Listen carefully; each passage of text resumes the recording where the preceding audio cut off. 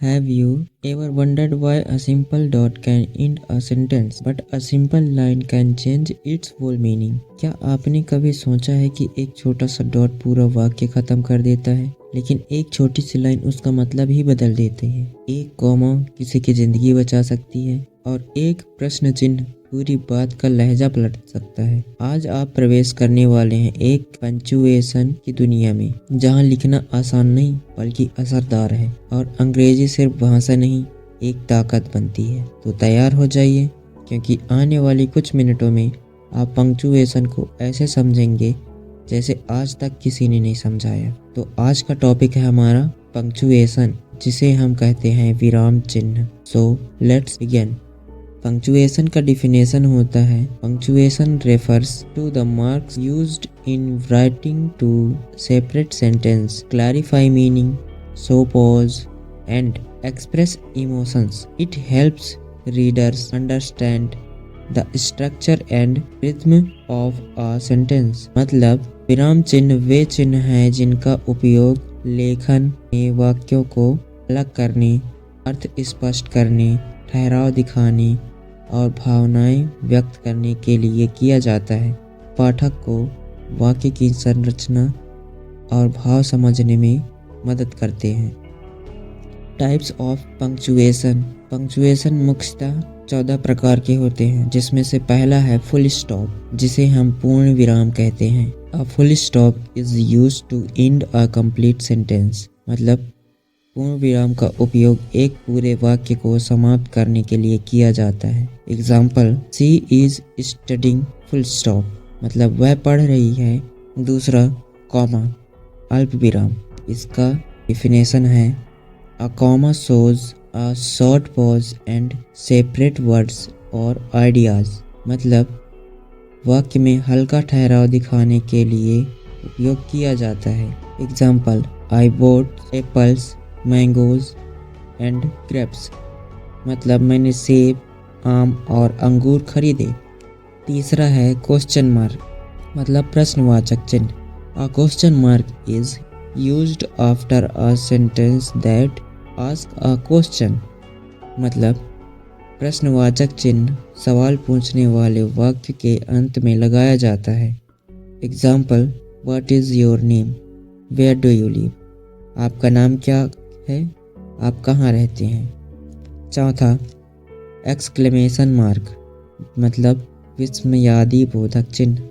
It shows strong emotion like surprise, fear, anger और excitement. मतलब यह तेज भावनाएं जैसे आश्चर्य, डर, गुस्सा या खुशी दिखाने के लिए उपयोग होता है। Like wow, stop. पांचवा कॉलन, मतलब अपूर्ण विराम। मतलब कोलन सूची, उदाहरण या महत्वपूर्ण जानकारी शुरू करने के लिए होता है। Example, I need 3 things, time, focus and patience. मतलब मुझे 3 चीज़ों की ज़रूरत है, समय, ध्यान और धैर्य। छठवां सेमी कॉलन, मतलब अर्धविराम। It joins two closely related sentence without using and. मतलब यह दो संबंध वाक्यों को जोड़ता है जहां और की ज़रूरत नहीं होती। एग्जाम्पल, शी लव्स म्यूजिक, संगीत पसंद है। सातवां संक्षिप्तीकरण, मतलब अपोस्ट्रॉफी। इट शोज पोजीशन और कॉन्ट्रैक्शन। मतलब यह स्वामित्व एक छोटे रूप में कॉन्ट्रैक्शन दिखाता है। Example, this is Rahul's bag. आठवां कोटेशन मार्क, मतलब उद्धरण चिन्ह। मतलब यह किसी के बोले हुए शब्द को लिखने के लिए होता है। Example, she side, I am happy. Sit down, the teacher side. उसने कहा, मैं खुश हूँ। शिक्षक ने कहा, बैठ जाओ। नौवां हाइफन, मतलब समास चिन्ह या योजक चिन्ह। A hyphen joins two words to make a compound word। मतलब यह दो शब्दों को जोड़कर संयुक्त शब्द बनाता है। This is a well-known story। She has a part-time job। मतलब यह एक प्रसिद्ध कहानी है, उसके पास पार्ट टाइम नौकरी है। 10वां डैश, मतलब निर्देशक चिन्ह। A dash gives dramatic pause और extra information। मतलब डैश नाटकीय ठहराव या अतिरिक्त जानकारी देता है।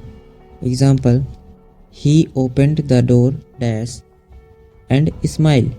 मतलब उसने दरवाज़ा खोला डैश और मुस्कुराया। 11वां, पैरेंथेसिस मतलब कोष्टक चिन्ह।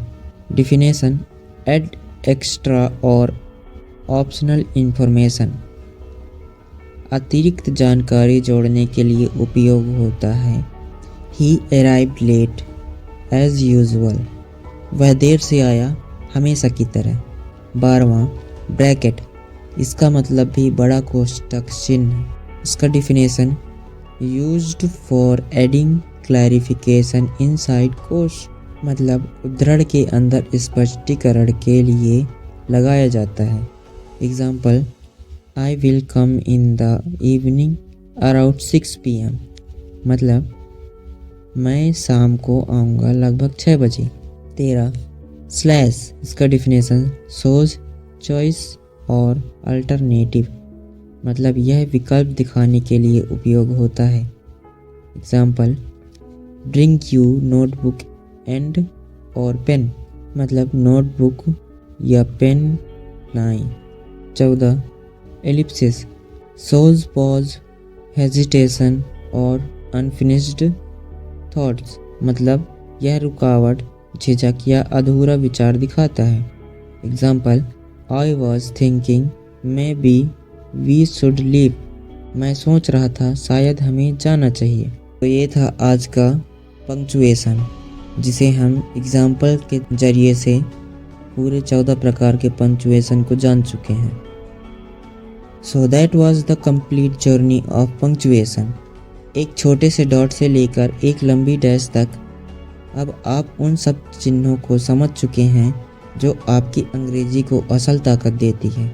अगर आप यहाँ तक आ चुके हैं या फिर देख चुके हैं तो बधाई हो, आप 90% सीखने वालों से आगे निकल चुके हैं। लेकिन ये तो बस शुरुआत है। अगली वीडियो में हम सीखने वाले हैं कुछ ऐसा जो आपकी इंग्लिश को एक नए स्तर पर ले जाएगा। यकीन मानिए आप वो वीडियो मिस नहीं करना चाहेंगे। अगर आपको यह वीडियो इंफॉर्मेटिव लगा हो तो वीडियो को लाइक करके चैनल को सब्सक्राइब करें और कमेंट में बताएं कि आपको इंग्लिश ग्रामर का कौन सा टॉपिक देखना है। तब तक के लिए बाय बाय, मिलते हैं अगले वीडियो में। Till then keep learning, keep growing, keep improving. Thank you so much.